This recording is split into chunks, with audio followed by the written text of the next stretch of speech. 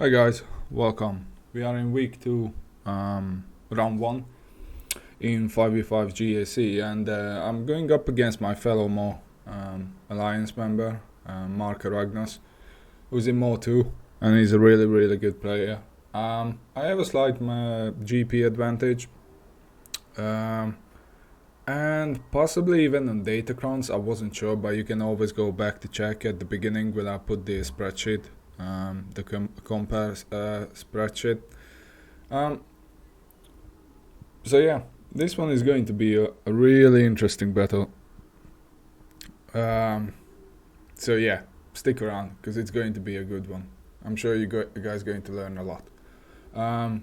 So I changed my defense. I went really defensive. I set down JML, as you guys can see. At this moment, it managed to get 9 holds so far.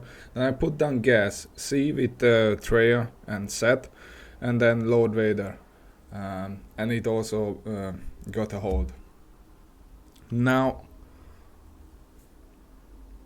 if you guys following me, and been following me, you guys can saw how was my defense last week. I even upped up a notch. Like I put even more teams down. So I put down Qui-Gon, JMK, Cat, Rey, and then Malgus. So I only had 1 GL left for offense. SLKR. And then at the back, he failed once against my Executor. He backed out. And then after that, he managed to one-shot it in. Other than that, he one-shotted my Tarkin and Negotiator. So, because he dropped a couple of battles, my goal was to drop less and clear the top 2 zones and see what I can do at the bottom. So he set down that Qui-Gon Sortie team, which we're going to talk about it in a bit, Raddus, and Mon Mothma. And down south, he placed CLS with Nest, Lord Vader, Malgus, the 4 strongest Malgus comp, and then Rey. So this first team, normally this works really well, like Wampa. I'm sure many of you guys used it. I sure as hell used it a lot. So let me just pause it for a sec. So you guys can see 3PO is there. Now, I wasn't paying attention to this comp. I just put it down on my spreadsheet when I was starting my bet. When I planned out my teams for offense, which I do all the time. Yeah. And then a couple of guys pointed out in chat as well, after this battle, that this is actually the anti-Wampa comp. So those of you who are new to this channel, first of all, welcome. And just a bit background, I'm normally always in the top 100. So I'm a high-end player. And I love it here because you always learn something. Yeah. So obviously BB-8 can land the tenacity down, and after that,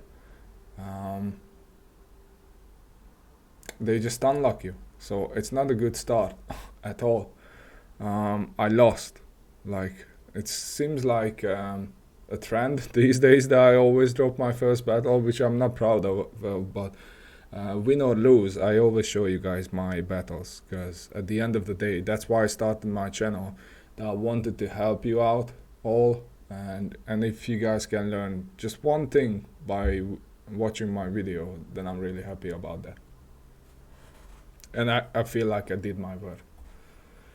So next up is Bad Batch. And there's nothing special about this. I used a plus 25% turn meter to go ahead of them.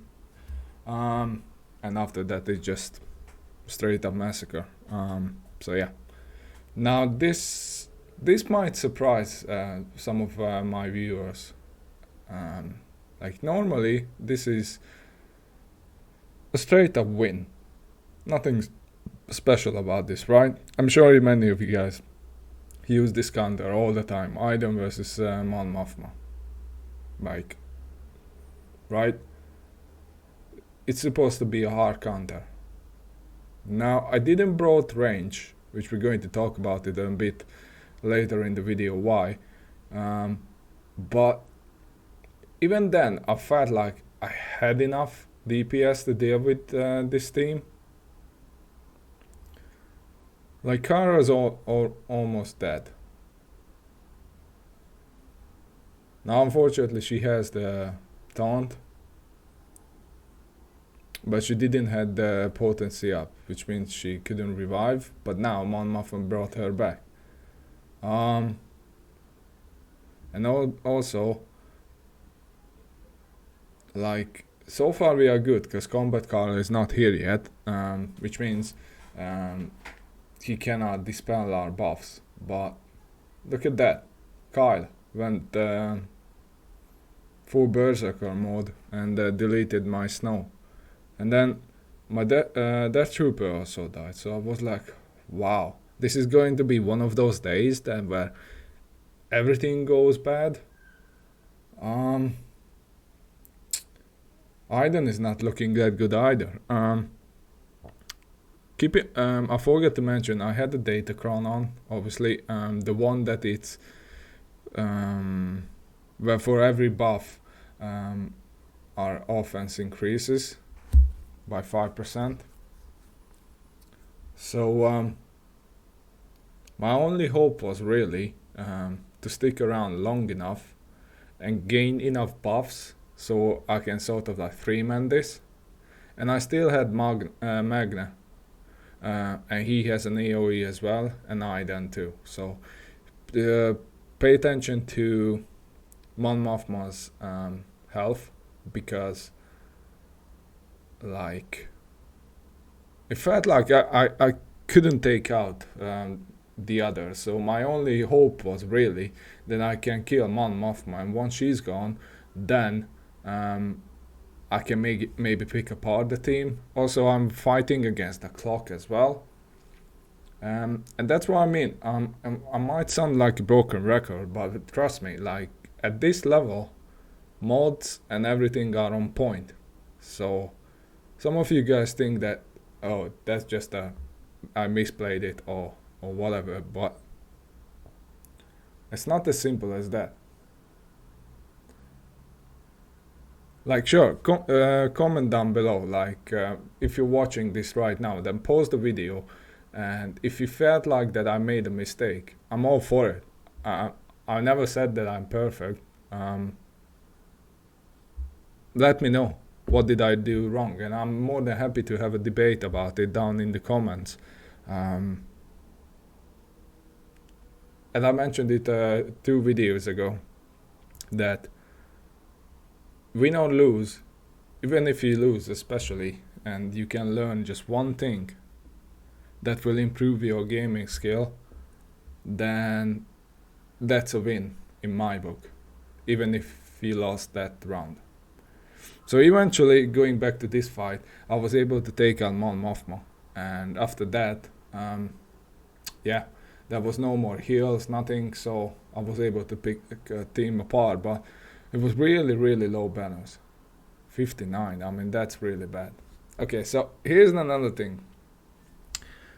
I plan to use CLS against Raddus, but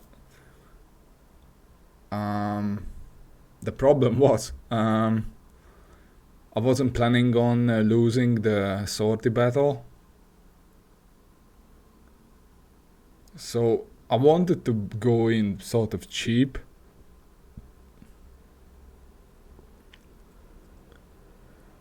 And this is why I ended up using Inquisitors. I was like, I'm sure with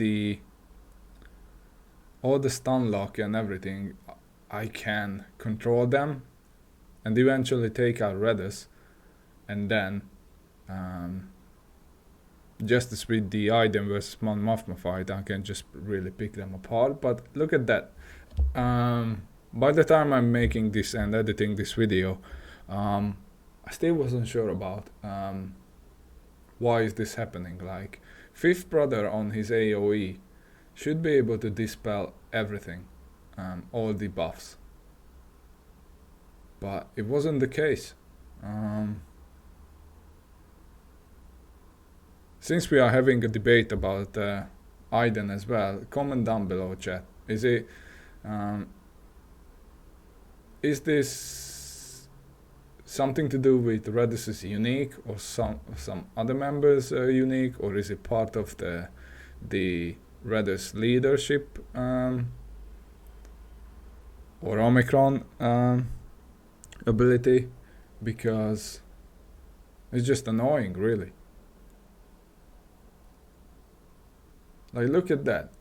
For some reason, Jin still has his buffs on. Everything.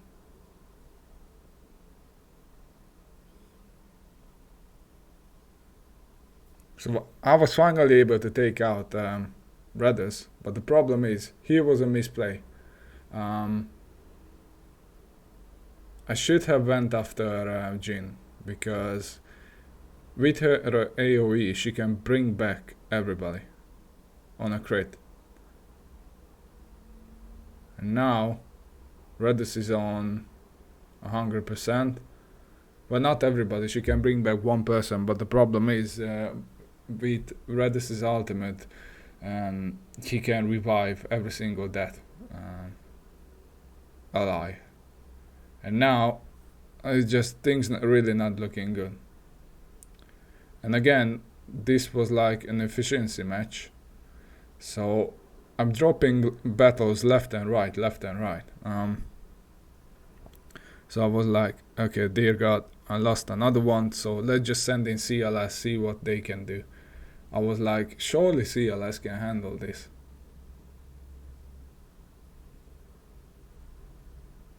Once again, I apply the look at that. Like, Chewie's first special should be able to dispel every single buff on the team, and yet that wasn't the case.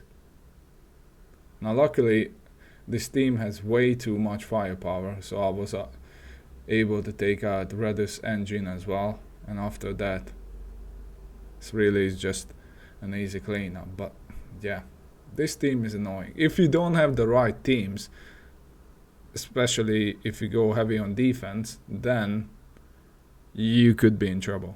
And that's why I like to show you guys these matchups as well, rather than using the overpowered teams like most of you use. I'm always like to go with a heavy defense, which means I don't really have a lot of high level teams available, so I like to work with what I have. Then I get to use these teams like Raddus. I was like, okay, I have Raddus, let's give it a go. Let's see if I can clean up Sortie, because I had the repost level 6 Rebel Datacron.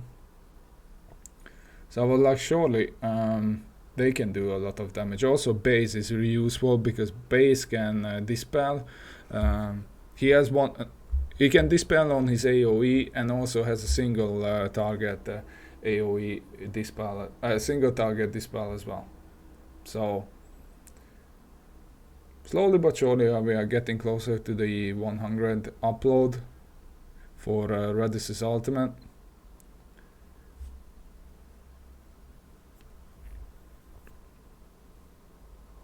And R2 is already gone.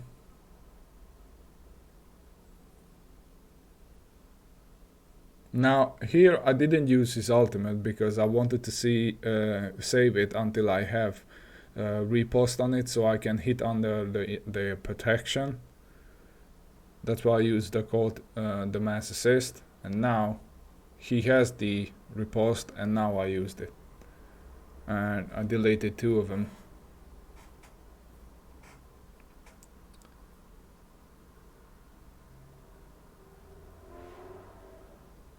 So this could be like a high level banner win as well. So once again, keep an eye on this team. If you see C3PO, then do not attempt to use Wampa.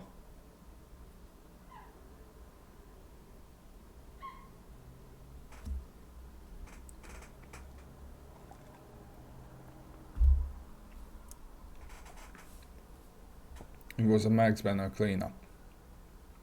So finally I was able to open ships, but I dropped a lot, like a lot of battles. So he had Executor with the triple attackers, Raddus, and then Tarkin with the gauntlet. Now, first up is Finalizer is not good against this comp, but Rebels should be able to handle it if the RNG is right. Like, you need the extra core to assist with MILF on, because you need to take out RG88. Like, he needs to go. So he's gone.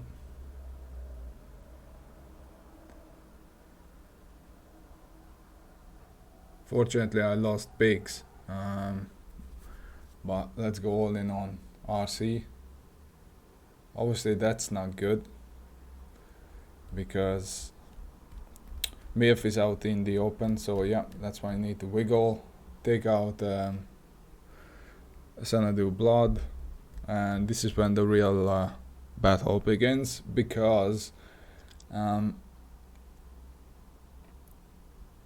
really wanted to call in the tank Y-Wing, but I was like, with Cassian, I didn't have any breach on my end of the field, so I was like, if I call in Cassian, I can probably go all in on RC and take him out, and I was able to do that.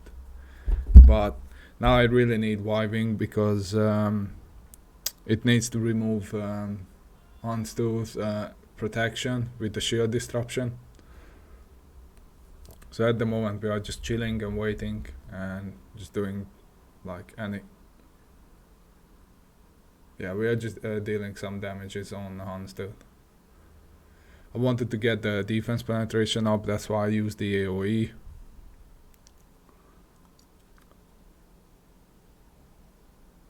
Now we can bring in Y-Wing, use its special, and there goes Unstu protection. Now we just quickly as possible just need to hammer it down, and then goes Unstu, and after that it's over really.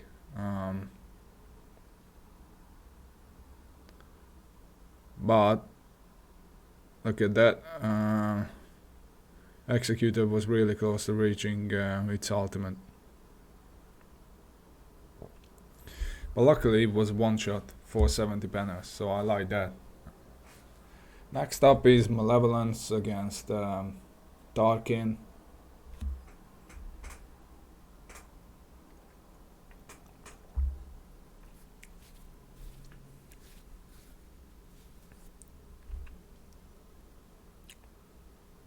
Basically what you want to do is take out Bomber as soon as possible.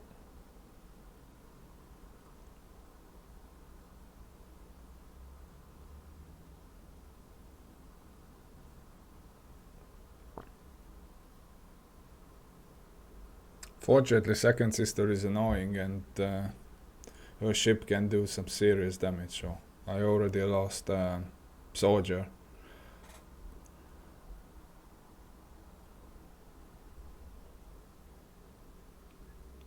So next up is calling in Watcher Droid, and then take out Vader, and then the next up should be Second Sister, because she's the main damage dealer after Vader. And yeah, that's it. 69. I really needed to one-shot his ships, because after how I did on his ground.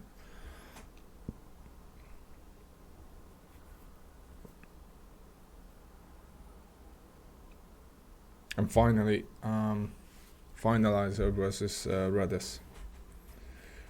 Now this is really annoying battle all the time. Normally if everything goes well, then this is like a walk in the park, but dodges. This whole Raddus fleet is based around dodges, and it's just not great. It really isn't. If you don't get lucky,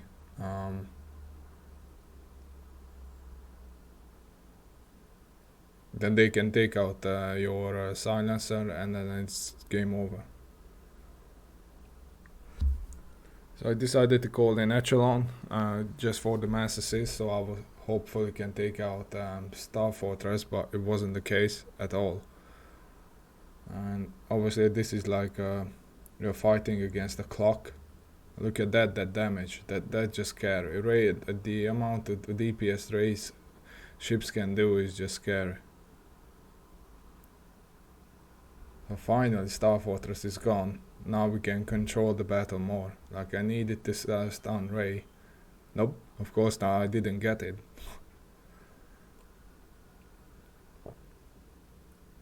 Let's put some more thermometer. Ray's gone. Try to take out Poe. Almost there. Now calling Ebonhawk, because Ebonhawk can dispel the buffs. Take out Poe, and then big hit on JC. So with that the ground was over, and two things. Before I went into battle, let's just pause it for a quick second, because there are a couple of things I need to talk about it. So after doing the math, basically I needed to one-shot 3 of his remaining teams for an average of 57 banners in order to win. Now I had to take a risk here because I wanted to save bounty hunters against Malgus. So I'm sure you guys know about this fight, but if not, it's probably going to be one of the key points. I'm mentioning it in the title. So if you are watching this video, and if you like off-meta counters and GAC content, please subscribe and like this video. We just passed the 900 subscriber mark. I think at the time of the recording we are at 906. So the road to 1000 is really on, and I really appreciate every single one of your support. And please just subscribe. It's free, but it means a lot. It really helps a lot. So as always, thank you guys. And so yeah, this counter is all about your Shakti needs to be faster than Darth Vader and Thrawn, because Lord Vader obviously go, Maul will go as well, and then after that Shakti needs to go. So you need to have a plus 25% thermometer data crown, and after that basically it's just a thermometer train for the troopers. So you use Shakti second on Piet to dispel the dots, because then you cannot gain thermometer, and now it's just second give it to Dark, gain more buffs, use the thermometer for safety. Probably it's not necessary, but I didn't want it to take chances. Like that was an R9 Royal Guard, and he really needed to die. So now he died, we gained a lot of extra thermometer. Darth Vader is next because Thrawn is ability blocked, and Thrawn's gone as well. We have 18 stacks, 19. We can do a lot. Also I had 44% extra physical damage data crown with plus 25% speed. So yeah, it was 63. So at this point I needed 55 average on 2 battles, and there was still 3 more teams left. So I was trying to use Starkiller once again against this Malgus Malak team with Talon, which is arguably like the strongest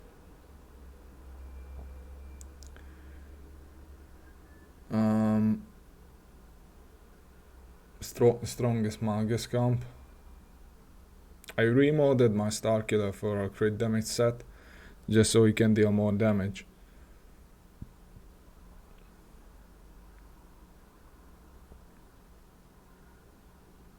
And obviously the goal is to reach 100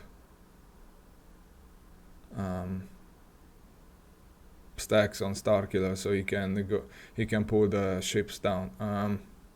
So far 69. Unfortunately, I lost Palpatine,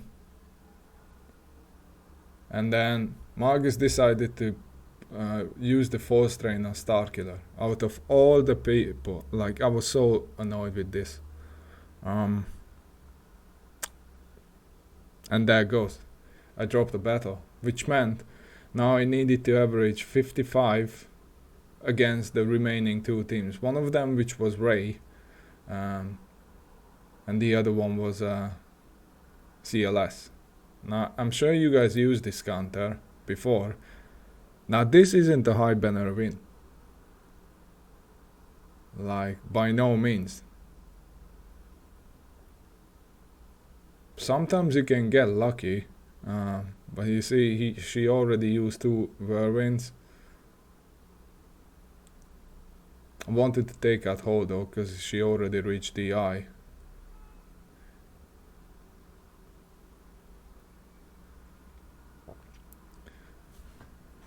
Now, finally, I reached at least the first stage of Ultimate, and I really needed to go in.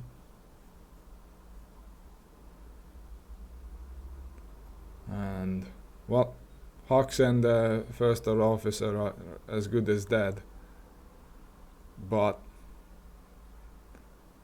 And Rey is going off as well. Back to back 2 whirlwinds. But yeah, it was a win. But it was only 52, which meant I needed 57.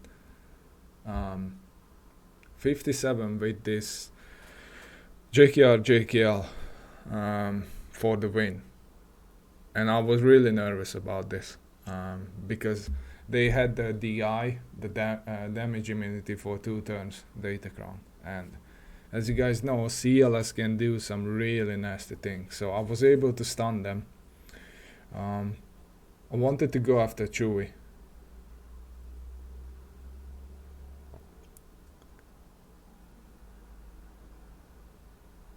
And Chewie's dead. Now I wanted to go after Han, which might have been a mistake. Mace is here to call to assist. So Han's gone. But now, look at that. Only 2 of them stayed alive. And they deleted Bastard. So that just... I was like, oh man, CLS is not... Hoda is not looking good. JKR is not looking good. I was like, oh no way. I mean, why is that happening?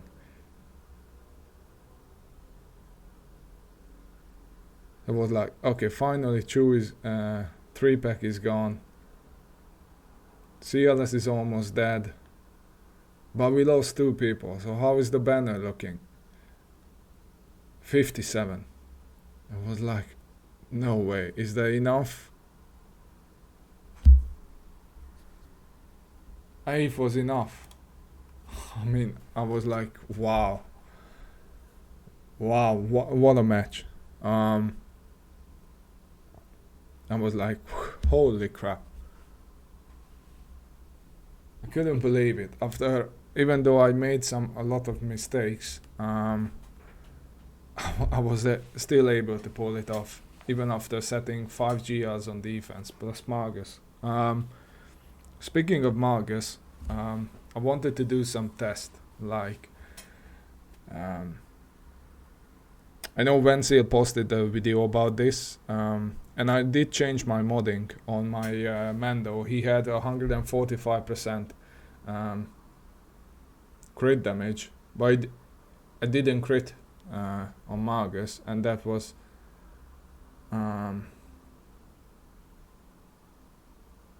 that was bad. They managed to go, and once they go, by the way, I have an R9 Basque. I missed another crit.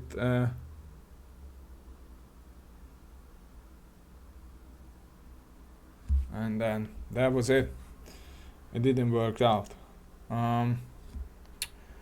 So yeah, at the end I was testing a couple of things out. I was able to take out Talon, so I managed to grab an extra banner. But that was it really. I won by 3 banners. It was a crazy battle. And once again, Marco Ragnus is a great player, so I'm just really happy with this. And yeah, so far it's just I'm 2-2. I'm still in the top 50 now. Every battle is like every single match I'm doing is like a final. And actually, like part of me is really loving it, but at the same time it's like it's not that it's stressing me out, but I can see why guys are burning out doing GAC, but honestly I love it. I'm looking forward to every single match. That's why I joined to the guild where I am now at the moment, which is Mo 1, the highest GP guild in the game. I always want to improve, pushing myself to the limit, finding new counters, new way to beat GLs or top meta teams without using GLs, because that's how I like to play. I know there are different players out there, and there is no shame on them. Everybody has their own playing style.